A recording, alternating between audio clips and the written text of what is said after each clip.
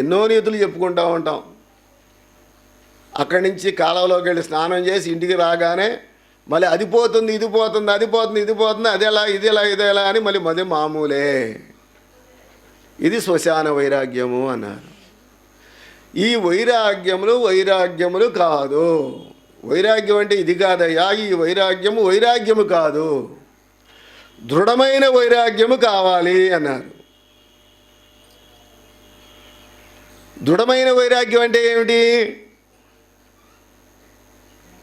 దృఢమైన వైరాగ్యం అంటే మళ్ళీ ఏమిటి అనేది ప్రశ్న. అవివేకి వివేకి అనేవాళ్ళు ఇద్దరున్నారు. వివేకి అనేవాళ్ళు ఇద్దరున్నారు. అవివేకి అనేటువంటి వాడు ఏం చేస్తూ ఉంటాడు? తన భార్య యందు, పిల్లల యందు, తన దేహమందు, తన ఆస్తి యందు, ఇందుట్లో ఏది పోయినా సరిపోతుంది అనుకుంటేనే గలగలలాడిపోతాడు. ఏది పోవటానికి ఇష్టపడడు. ఇందుట్లో దేన్ని వదులుకోవటానికి ఇష్టపడ్డాడు అసలు. కానీ ఈ కర్మజాలి పోయినాయి అనుకో 4 రోజులు ఏడిచి అప్పుడు వదులుకుంటాడు. అవివేకైనటువంటి వాడు పుత్రాదుల యందును తన దేహమందును చనిపోయిన తర్వాత ఆశ వదులుకున్నట్లు, ఆ చనిపోయిన తర్వాత ఆశ ఎలా అయితే వదులుకుంటాడో అలాగునే వివేకైనటువంటి వారు సజీవులై ఉండగానే, వివేకైనటువంటి వాడు ఏం చేస్తారు? వాడు సజీవులై ఉండగానే భార్య యందు, పిల్లల యందు, తన దేహమందు ఆశ లేకుండా ఉంటాడు. ఇది దృఢమైన వైరాగ్యము అన్నారు. అవివేకైనటువంటి వాడు అందుట్లో ఏదైనా పోయిన తర్వాత ఆశ వదులుకుంటాడు. వివేకైనటువంటి వాళ్ళందరూ సజీవులై ఉండగానే దేని మీద ఆశ లేకుండా ఇది ఒక నాటకము, ఇది ఒక పాత్ర, ఇది నా డ్యూటీ, ఇలా చేస్తూ ఉన్నాము, దీనికి నాకు సంబంధం లేదు అని ఆశ వదులుకునే ఉంటాడు. వాళ్ళందరూ సజీవులై ఉండగానే పుత్రాదుల యందును తన దేహమందును ఆశ లేకుండా ఉండుటే దృఢమైన వైరాగ్యము అన్నారు. మళ్ళీ ఇంకేం చెప్పారు? ఇక్కడ భోజనం పెట్టారనుకోండి, తాను భోజనము చేసి పారవేసిన విస్తరి అన్నట్లుగా ఇక్కడ అమ్మగారు ప్రసాదం వడ్డించారు. ఇస్తర్లో భోజనం వడ్డిస్తే ఈగలు వాళ్తున్నాయి, వడ్డిస్తున్నారు, ఈగలు వాళ్తున్నాయి, చేయి కాపలా పెడతాం. ఈలోపు చీమ వచ్చింది, చీమను కూడా రానియం, ప్రసాదం తీసుకోమన్నారు, తీసుకుంటున్నాం. ఈలోపు ఈగ వాళ్తుంది, ఈ చేయిని కాపలా పెడతాం. అంటే ఈగను కూడా వాళ్ళయ్యం, చీమను కూడా రానియం ఇస్త్రాకు మీదకి. ఈ చేతితో కాపలా పెట్టి ప్రసాదాన్ని అంతా చక్కగా స్వీకరిస్తాం. తీసుకున్న తర్వాత ప్రసాదం అయిపోయింది. ఆ ఇస్త్రాకుని తీసుకెళ్ళి ఆ గోడ అవతల పారేసాం.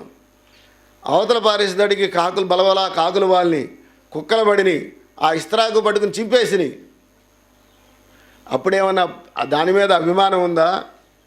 తాను భోజనము చేసి పారవేసిన విస్తరి చినిగిపోయినను, కుక్కలు నాకినను దాని యందు అభిమానం ఎలా అయితే ఉండదో, అదే విధముగా ఈ దేహము మీద అభిమానము లేకపోవటే దృఢమైన వైరాగ్యము.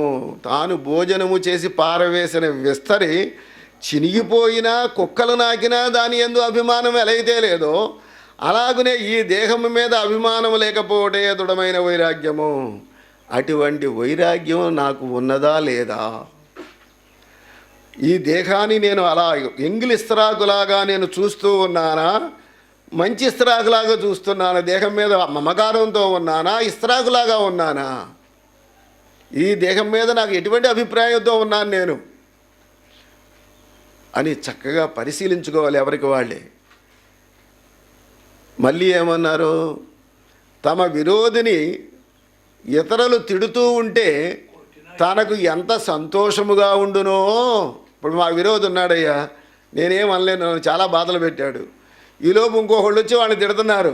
అప్పుడేమనిపిస్తుంది? మనకి చాలా ఆనందంగా ఉంటుంది. నన్ను నానా మాటలు పట్టాడు, నన్ను నానా బాధలు పెట్టాడు, నేను అనలేకపోయాను, ఆడికంటే గట్టోడు వచ్చాడు కాబట్టి ఆడి మదం అరుగుతుంది, వాడిని అలా చేస్తున్నారు, ఇలా చేస్తున్నారు, ఇంకా తిట్టాలి అని లోపల చెప్పలేనంత సంతోషంగా ఉంటుందండి. తమ విరోధిని ఇతరులు తిడుతూ ఉంటే తనకు ఎంత సంతోషముగా ఉండునో, అదే విధముగా ఈ దేహము ఆత్మకు విరోధము. ఈ దేహము ఆత్మకు విరోధము. ఈ విరోధం ఎవరికి వచ్చింది? ఇప్పుడు దేహానికి ఆత్మకు విరోధము. ఇద్దరు విరోధులు ఉన్నారండి. ఇద్దరు విరోధులు ఏం చేస్తారు? పోట్లాడుకుంటూ ఉంటారు. ఎంతసేపు అవకాశం వచ్చినప్పుడు కొట్టుకుంటారు, లేదా పోట్లాడుకుంటారు. తిట్టుకుంటూ ఉంటారు, సూటిపోటి మాట్లాడుకుంటూ ఉంటారు, ఏదో ఒకటి చేస్తూనే ఉంటారు ఇద్దరు విరోధం ఉన్నప్పుడు. ఇక్కడ దేహము ఆత్మకు విరోధము అన్నారు. ఈ రెండింటికి విరోధం అంటే ఈ రెండు పోట్లాడుకుంటున్నాయా, కొట్టుకుంటున్నాయా? మరి విరోధం అని ఎందుకన్నారు? ప్రశ్న. ఈ రెండు ఇద్దరు విరోధులు ఉన్నారంటే పోట్లాడుకుంటామో కొట్టుకోవటమో ఏదో ఒకటి జరుగుతుంది. ఇక్కడ ఆత్మకు దేహానికి విరోధము అన్నారు. విరోధం అనే పదం ఎందుకు వాడారు? ఈ రెండు ఏమైనా పోట్లాడుకుంటున్నాయా, కొట్టుకుంటున్నాయా? ఎందుకు విరోధం అన్నారు? విరోధం ఎందుకు వచ్చింది? ఈ రెండింటికి విరోధం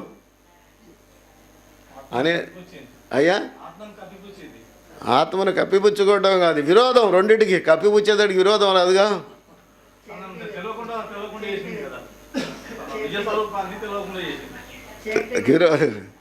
ఎందుకు విరోధం అన్నారు అంటే పగలకి రాత్రికి విరోధం, పగలకి చీకటికి విరోధం, రాత్రి వెలుతురికి చీకటికి విరోధం. ఎందుకు విరోధం? అది ఉంటే ఇది ఉండదు, ఇది ఉంటే అది ఉండదు. విరోధం అంటే పగలుంటే రాత్రి ఉండదు, రాత్రి ఉంటే పగలు ఉండదు. ఆ రెండింటికి విరోధం, రెండు ఏకకాలంలో ఉండవు. అలాగనే ఈ దేహము ఆత్మకు విరోధము అన్నారు. ఎందుచేత? ఈడు మనస్సు, ఈడు బుద్ధి, ఈడు ఆలోచన అంతా కూడా దేహానుసారముగా ఉన్నదా? ఆత్మ అంటే ఏంటో తెలియబడదు. ఆత్మ అంటూ ఏంటో తెలియబడదు దేహబుద్ధితో ఉన్నప్పుడు. ఆత్మ వైపు తిరిగిందా మనస్సు, దేహం గోల ఉండదు. ఈ రెండింటికి విరోధం అంటే దేహానుసారమైన మనస్సు ఉందనుకోండి, ఆత్మ అంటూ ఏంటో తెలియబడదు.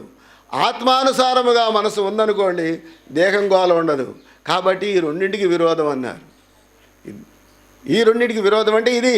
కాబట్టి ఇప్పుడు నా బుద్ధి, నా మనస్సు ఎంతసేపు దేహానుసారముగా ఉండి దేహ విషయాల మీద, ఈ లోక విషయాల మీదే ఉన్నదా, ఆత్మానుసారముగా ఉండి ఆత్మ విషయాల మీద ఉన్నదా అని నాకు నేను పరిశీలించుకోవాలి. ఎవరికి వారే పరిశీలన చేయాలి.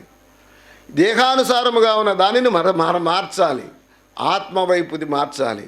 నేను ఆత్మస్వరూపుడను, సచ్చిదానంద స్వరూపుడను, నా స్థితి సచ్చిదానంద స్వరూపమే, అది నేను, ఇది నేను కాదు అనే వైపుకు మార్చి ఆ స్థితిలో ఉంచాలి. ఆ స్థితిలో ఉంచగా ఈ దేహం గోళ వచ్చేపోతుంది, దేహం గోళే ఉండదు దానికి. అలా కాకుండా ఈ దేహావసరాలే తీరుస్తూ ఏమి తిందుమా, ఏమి త్రాగుదుమా, ఏమి ధరించుదుమా, ఇదే గోలగా దీనికి. ఏమి తిందామా, ఏమి త్రాగుదామా, ఏమి ధరించుదామా, ఈ దేహగోళంతా కూడా ఇంతే. ఇలా ఉంటే దాని గోల ఉండదు. కాబట్టి ఈ దేహము ఆత్మకు విరోధము. ఈ విరోధమైన దేహాన్ని ఎవరు దూషించినను భూషించినను ఖేదమోదము లేకపోవటే దృఢమైన వైరాగ్యము. నిజంగా పొట్లూరులో కుసుమమ్మ గారు మాత్రం పూర్తి వైరాగ్యంతో ఉన్నారు. దీనిని 3 చక్కగా పాటించారన్నమాట. ఎందుకంటే ఒక మాట అనేటప్పటికీ దండమని పడుచుకున్న కోపం అనేది వచ్చేసి ఏదో చెబుతున్న రివర్స్ ఇదే కావాల్సింది, ఏమి లేకోకుండా అసలు నన్ను అనలేదు, నాకు సంబంధమే లేదు అన్నట్టుగా దీన్ని నిజంగా అక్షరాలా పాటించారనమాట అమ్మగారు. అటువంటిది ఈ దేహము ఆత్మకు విరోధము. ఈ విరోధమైన దేహాన్ని ఎవరు దూషించినను భూషించినను ఖేదమోదము లేకపోవటే దృఢమైన వైరాగ్యము. అటువంటి దృఢమైన వైరాగ్యంతో అమ్మగారు ఉన్నారు. అటువంటి వైరాగ్యంలో నేను కూడా ఉన్నానా లేనా? ఎప్పుడైనా అటు ఇటు ఊగుతూ ఉన్నదా, లేకపోతే స్థిరంగానే ఉన్నానా? నేను నా స్థితిలో నేను స్థిరంగా ఉంటే ఊగే పని లేదు, స్థిరంగా లేనప్పుడు ఊగాల్సి వస్తుంది. మళ్ళీ ఏమన్నారు? ఇంట్లోకి పాము వచ్చిందండి, పాము వెళ్ళింది అన్నారు. అమ్మమ్మ ఆ పక్క నుంచి పాము వచ్చింది అన్నారు. ఇంట్లోకి ఎవరైనా వెళ్తామా? ఇంట్లోకి పాము వచ్చిందండి, ఎవరైనా వెళ్తామా? పాము వచ్చిందంటే ఎవరు వెళ్ళం. ఎందుచేత? పాము అంటే భయం అందరికీ. అది ఎక్కడ కాటేస్తుందో, ఆ విషం మూలంగా ఏమో జరుగుద్దో ఏంటోనని. ఒక పాము ఇంట్లోకి ప్రవేశిస్తేనే ఆ ఇంట్లోకి ఎవరు వెళ్ళం. ఈ ఇంట్లో ఎన్ని పాములు ఉన్నాయి? ఈ ఇంట్లో 13 పాములు ఉన్నాయి. దీంట్లో రాగద్వేషములు, రాగము, ద్వేషము, కామము, క్రోధము, లోభము, మోహము, మదము, మాత్సర్యము, ఈర్ష్య, అసూయ, దంభము, దర్పమని మన 13 చెప్పారు మన పెద్దలు. రాగద్వేషములనేది పాములు దశేంద్రియములనే కాట్ల చేత విషయాదులనే ఎక్కి అనేక జన్మ పరంపరలు తెస్తూ ఉన్నవి. మరి ఇన్ని పాములు లోపల ఉండగా నేను ప్రశాంతంగా ఉంటున్నాడంటే మానవుడు ఎలా సరిపోతుందండి? నేను మోక్షాన్ని పొందాను అనుకున్నా చాలదు. ఈ పాములను, ఇంటిలో ఉన్న పాముని ఎవడో లోపలికి వెళ్ళం కాబట్టి పాములు పట్టేవాడిని పిలుచుకొచ్చి ఆ పాముని నాయన మా ఇంట్లోకి పాము ప్రవేశించింది, ఎక్కడుందో పట్టుకుని రారా, బయట పారేరా ఆయన అంటే ఆ పాముని పట్టుకునేవాడు వచ్చి ఆ పాముని పట్టుకుని తీసుకెళ్ళి దూరంగా అవతల అక్కడ పారేస్తాం, ఏదో చేస్తాడు. అప్పుడు ఇంట్లోకి హాయిగా నిర్భయంగా ప్రవేశిస్తాం. మరి దీంట్లో 13 పాములు ఉన్నప్పుడు మనం నిర్భయంగా ఎలా ఉండగలుగుతున్నాం? జన్మ పరంపర తెచ్చేవి ఇవే. రాగద్వేషములనేటి పాములు, దశేంద్రియములనే కాట్ల చేత, విషయాదులనే ఎక్కి అనేక జన్మ పరంపరలు తెస్తూ ఉన్నవి.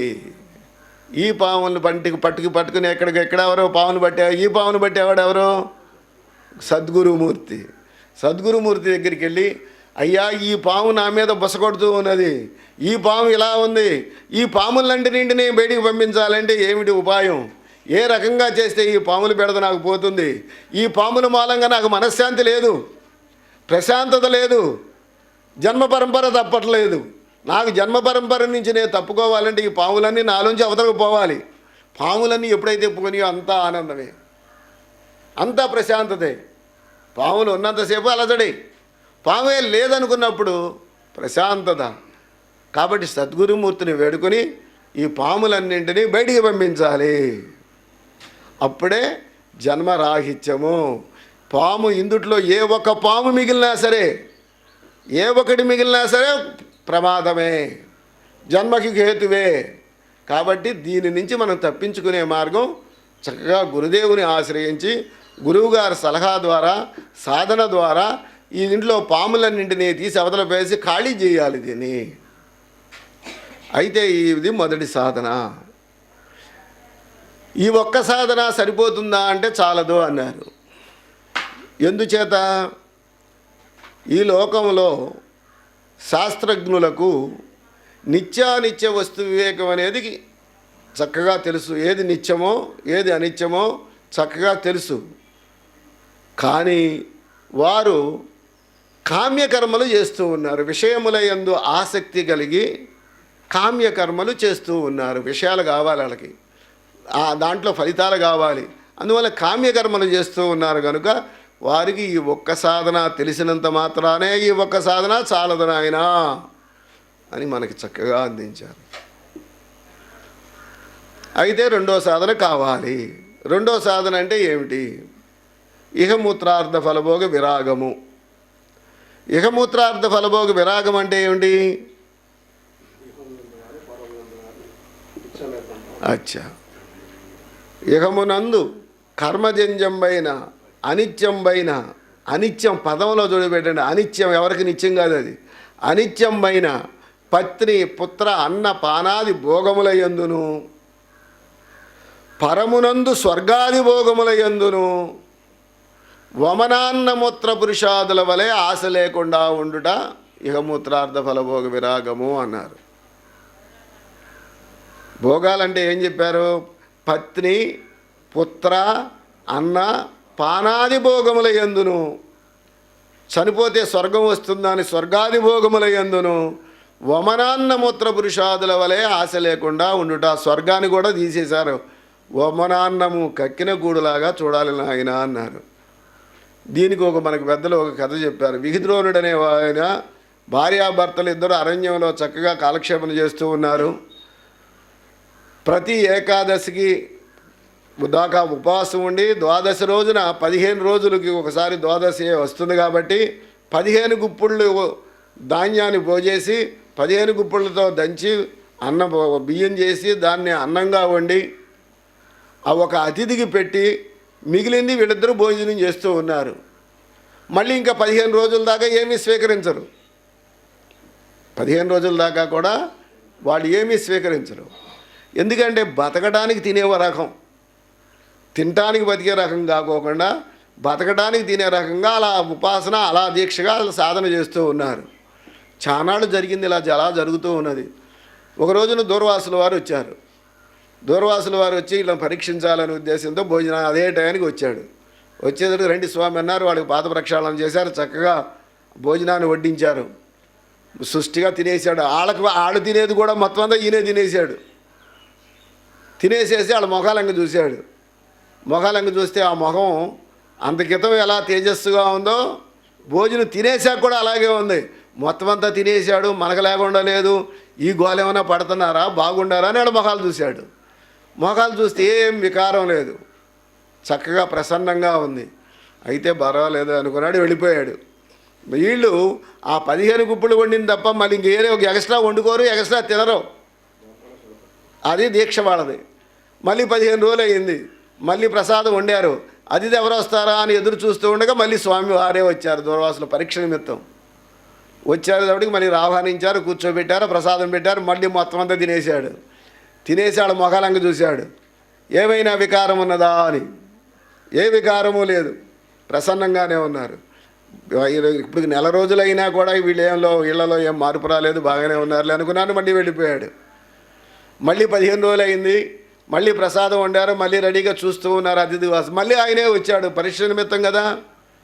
3, 15, 45 రోజులు అయింది. వచ్చిన తర్వాత ఆయనకు ప్రసాదం వడ్డించారు. మళ్ళీ మొత్తం అంతా ఆయనే తినేశాడు, ఏం మిగల్చలా. 3, 15, 45 రోజులు అయింది, ఆహారం లేదు, అంతా తినేశాడు. మనకేం మిగల్చలేదు. లోపల ఏమైనా తిట్టుకుంటున్నారు, ఏమైనా బాధపడుతున్నారు ఏంటంటే మళ్ళీ మొహాల్లో తన మనస్సు మొహంలో కనపడద్దయ్యా.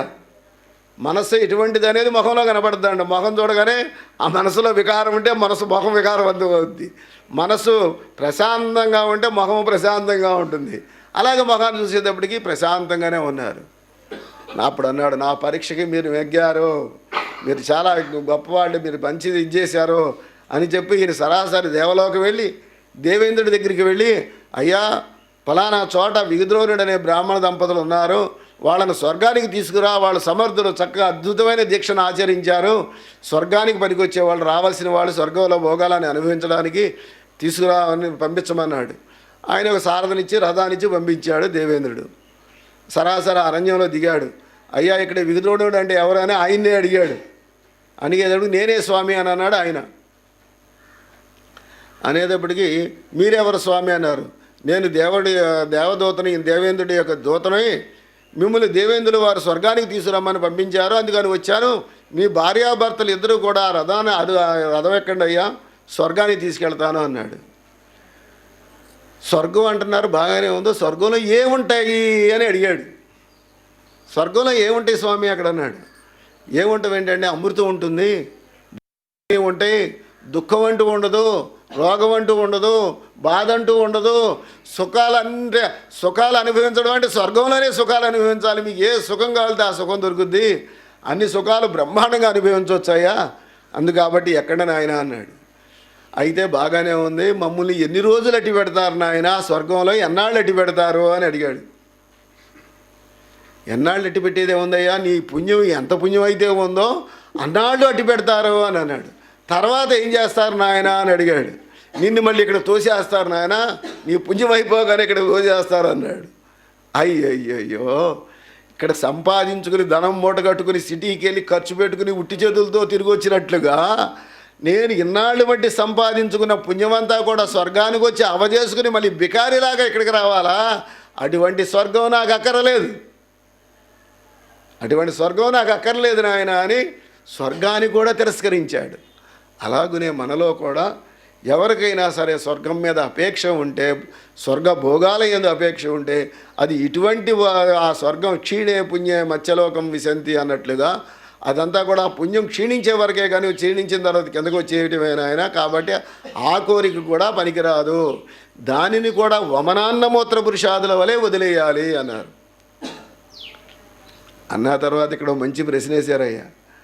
బాగానే ఉంది, పత్ని పుత్ర అన్నపానాది భోగముల యందును పరమనందు స్వర్గాది భోగముల యందును వమనాన్నమూత్ర పురుషాదుల వలె ఆశ లేకుండా ఉండమన్నారు, బాగానే ఉంది. ఇప్పుడు ఈ వేదాంతం చేసే వేదాంతులందరూ ఉన్నారు, మహనీయులందరూ ఉన్నారు. ఈ మహనీయులందరికీ కూడా పత్ని పుత్ర అన్నము పానము అన్నీ చేస్తూ ఉన్నారు కదా, మరి వీళ్ళకి ఎలా సరిపోతుంది? అన్ని భోగాలు వీళ్ళు అనుభవిస్తూనే ఉన్నారు కదా. భలే ప్రశ్న వేసేసారు ఆయన. అవన్నీ అటు ఎందుకు కక్కిని కూడలాగా చూడమన్నారు.